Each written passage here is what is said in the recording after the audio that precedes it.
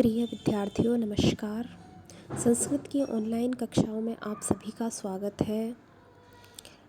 महाकवि भर्तृहरि विरचित नीति शतक ग्रंथ का हम अध्ययन कर रहे थे। उसी कड़ी में आज हम निम्न श्लोक का अध्ययन करेंगे। रे रे चातक सावधान मनसा मित्रं क्षणं श्रूयतामम्भोधा बहवो वसन्ति गगने सर्वे अपि नयनादृशा केचिद्वृष्टिभिराद्रयन्ति वसुधां गर्जन्ति केचिद्वृथा यं यं पश्यसि तस्य तस्य पुरतो मा ब्रूहि दीनं वचः। इसमें महाकवि भर्तृहरि चातक को संबोधित करते हुए कह रहे हैं, रे रे चातक सावधान मनसा मित्रं क्षणं श्रूयताम, कि हे मित्र चातक सावधान मनसा यानी कि सावधान मन से क्षणं श्रूयताम क्षण भर के लिए थोड़ी देर के लिए श्रूयताम यानी कि सुनो। हे मित्र चातक थोड़ी देर के लिए सावधान मन से सुनो। अम्बोधा बहवो वसंती गगने, गगने यानी आकाश में, बहवो अम्बोधा अनेक, अम्बोधा यानी कि बादल, बसंती यानी निवास करते हैं। सर्वे अपि न तादृशः, लेकिन सर्वे अपि यानी कि सभी जो बादल हैं, एतादृशा न यानी इस प्रकार के अर्थात दयाशील न यानी कि नहीं होते हैं। आकाश में मेघ तो बहुत सारे होते हैं लेकिन सभी एक जैसे नहीं होते हैं।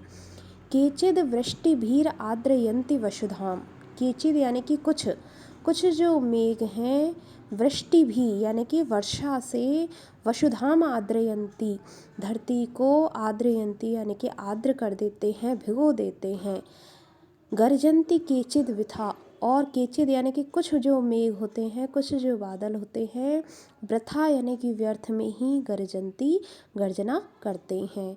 मतलब ये जो मेघ हैं जो कि आकाश में रहते हैं वो सभी एक जैसे नहीं होते हैं। कुछ तो वर्षा करके धरती को भिगो देते हैं लेकिन कुछ व्यर्थ में ही गर्जना करते रहते हैं।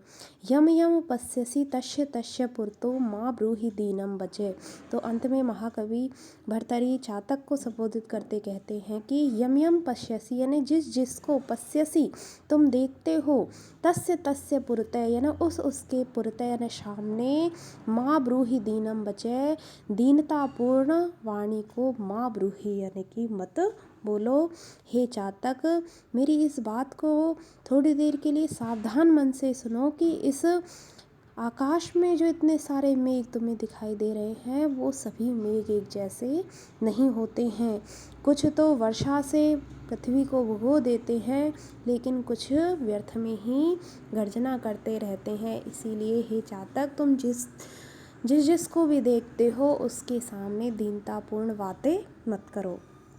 इस पद्य में कवि चातक के बहाने मांगने वाले याचक को यह कहना चाहते हैं कि उसे अपना मनोरथ प्रत्येक व्यक्ति के सामने प्रकट नहीं करना चाहिए। क्यों? क्योंकि सभी लोग उसकी इच्छा पूरी नहीं कर सकते हैं। इस संसार में दो प्रकार के मनुष्य होते हैं।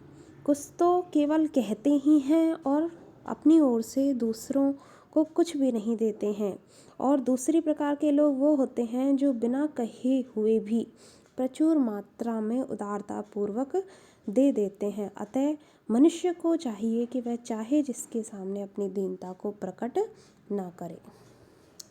इस पद्य में अप्रस्तुत प्रशंसा अलंकार है और शार्दूल विक्रीडित छंद है।